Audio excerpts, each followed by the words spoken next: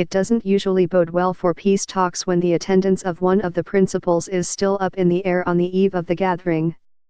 An eighth round of United Nations-backed talks aimed at finding a political solution to Syria's grinding civil war was to convene Tuesday in Geneva, but by late Monday, the world body was still expressing hopes that the Syrian government would send representatives, while acknowledging it had not obtained a commitment from Damascus to take part. "This is a moment of truth for the Syria talks," said UN spokesman Stefan Dujarric. "We obviously think the participation of the Syrian government is important. The nearly 7-year-old war, which has left hundreds of thousands dead and seen millions driven from their homes, is at an impasse. Syrian rebel groups have been unable to dislodge President Bashar Assad, and even their international allies are acknowledging there is no prospect of an opposition military victory. Despite having little leverage, negotiators from the rebel factions are demanding that Assad step down." A Syrian newspaper has suggested that the government delegation would not come to Geneva until that demand is dropped.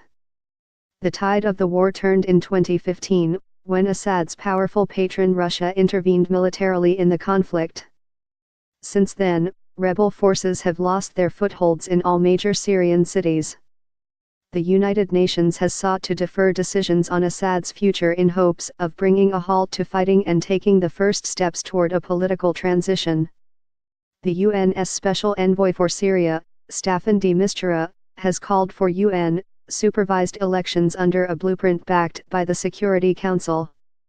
The bitter divisions between Damascus and much of the international community flared into the open Monday at a meeting in the Netherlands of the Organization for the Prohibition of Chemical Weapons, a global monitor of the banned weaponry.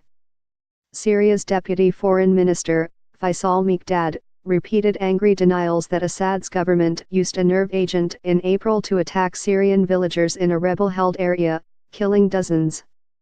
Russia has used its Security Council veto to block an extension of a joint investigation by the UN and the monitoring organization. Even as the UN-backed Geneva talks appear to founder, conditions grew more desperate in Ghouta, a rebel-held Damascus suburb under government blockade.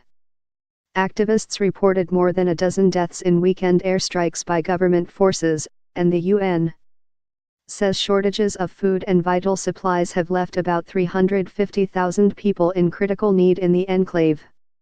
Moscow, meanwhile, is hosting parallel talks in the Kazakh capital, Astana, meant primarily to carve out de-escalation zones in Syria.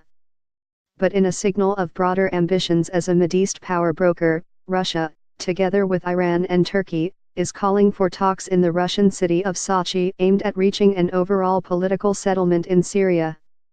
The largest residential building boom in Latin American history has become a social and financial catastrophe for millions of Mexicans who bought homes in troubled developments, while some investors and construction executives reaped enormous profits.